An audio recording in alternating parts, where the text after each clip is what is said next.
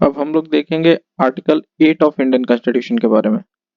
Article 8 of Indian constitution बताता है right of citizenship of certain persons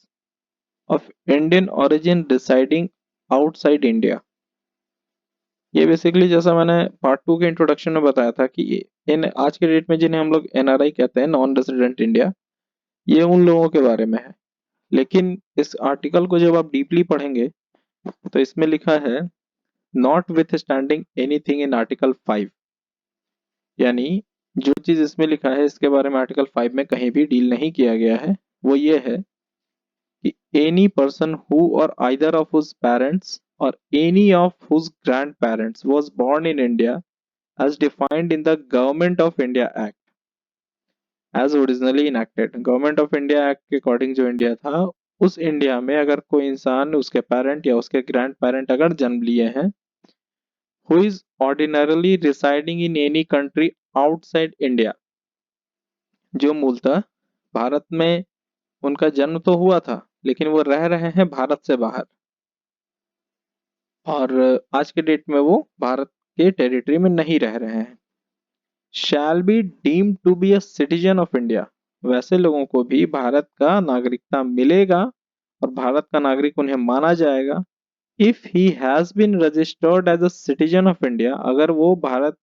अगर उन्होंने अपना रजिस्ट्रेशन लिया है as a citizen of India by the diplomatic और consular representative of India in that country. हर कंट्री में हमारा डिप्लोमेटिक और कॉन्सुलर रिप्रेजेंटेटिव होता है, उसके सामने अगर उन्होंने as a citizen of India खुद का रजिस्ट्रेशन करवाया है, चाहे वो भारत में ना हो, किसी भी कंट्री में हो, उस कंट्री में डिप्लोमेटिक और कॉन्सुलर रिप्रेजेंटेटिव ऑफ इंडिया के सामने अगर उन्होंने खुद को as a citizen of India अगर रजिस्टर करवाया है, तो वैसे लोग भारत के सिटीजन माने जाएंगे, भले वो भारत के टेरिटरी में नहीं रह रहे हो फिर भी। Where he is for the time being residing on an application made by him, therefore to such diplomatic or consular representative where before or after the commencement of this constitution in the form and manner prescribed by the government of the Dominion of India or the government of India। इसमें ये कहता है कि किसी कुछ एक time के लिए, जितने भी दिन के लिए वो भारत के बाहर रह रहे हो, भारत के किसी भी टेरिटरी में, लेकिन उनका जन्म, उनके पेरेंट्स का जन्म या उनके ग्रैंड पेरेंट्स, उनके दादा दादी या और आगे के जनरेशन का जन्म, किसी का भी जन्म अगर भारत में हुआ है और वो भारत के टेरिटरी में नहीं रह रहे हैं, वो भारत के टेरिटरी से बाहर किसी और देश में रह रहे हैं, लेकिन उस देश में डिप्लोमेटिक और कॉन्सुलर रिप्रेजेंटेटिव जो भारत के हैं, उनके सामने अगर उन्होंने खुद को भारत का नागरिक, एज ए भारत का नागरिक अगर उन्होंने रजिस्टर्ड करवाया है, तो उन्हें भारत की नागरिकता मिलेगी और वो भारत के सिटीजन माने जाएंगे इन द प्रिस्क्राइब्ड मैनर। जो भी एक क्राइटेरिया डिसाइड किया गया है by the government of dominion of India या गवर्नमेंट ऑफ इंडिया। तो Bharat dominion of government of dominion of India या गवर्नमेंट ऑफ इंडिया के द्वारा जो भी क्राइटेरिया डिसाइड किया गया है, अगर उस क्राइटेरिया को फुलफिल करते हुए अगर वो खुद को रजिस्टर करवाते हैं as a citizen of India before the diplomatic और consular representative of India in any country outside India, तो वो भारत के सिटीजन माने जाएंगे। लेकिन इसमें एक दो वर्ड इसमें आया है, government of the dominion of India और government of India,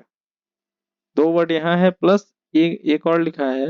weather before or after the commencement of this constitution. तो यहाँ जो लिखा है before, whether before mean to say dominion of India और after commencement of India mean to say government of India. ये दोनों एक दूसरे से रिलेटेड है। बिफोर कमेंसमेंट ऑफ इंडिया का मतलब है 1947, 15 अगस्त 1947 से 26 जनवरी 1950 के बीच में जो गवर्नमेंट था, उस गवर्नमेंट के डिप्लोमेटिक या कॉन्सुलर रिप्रेजेंटेटिव के सामने अगर किसी ने खुद को as a citizen of India register करवाया, तो वो सिटीजन ऑफ इंडिया कहलाएंगे। या अगर 26 जनवरी 1950 के बाद से लेकर के आज तक अगर किसी ने खुद को डिप्लोमेटिक या कॉन्सुलर रिप्रेजेंटेटिव ऑफ इंडिया के सामने अगर खुद को as a citizen of India register करवाया तो वो गवर्नमेंट ऑफ इंडिया का वो के बिफोर वो रजिस्ट्रेशन होगा, वो डोमिनियन ऑफ, बिकॉज सिंपल, मैंने अभी आर्टिकल 6 में मैंने ये बताया था कि dominion of India, dominion of government of dominion of India जो है वो 15 अगस्त 1947 से 26 जनवरी 1950 के बीच में रहा है। तो जो कोई भी भारत के बाहर इस ड्यूरेशन के बीच में अगर अपना रजिस्ट्रेशन लेते हैं तो उनका registration government of dominion of India के से रिलेटेड होगा, और उसके बाद जो भी लोग लेते हैं वो गवर्नमेंट ऑफ इंडिया के थ्रू उनका रजिस्ट्रेशन होगा। आर्टिकल 8 में फिलहाल इतना ही है। इसमें ये दो वर्ड्स, ये कुछ एक वर्ड्स यूज हुआ था जो कि थोड़ा कंफ्यूज कर सकता था, इसलिए मैंने इसे डिटेल में क्लियर किया। और एक था before the commencement of Indian constitution dominion of India, government of dominion of India से रिलेटेड है, और after the commencement of constitution of India government of India से रिलेटेड है। आर्टिकल 8 में सिर्फ इतना ही था। Thank you.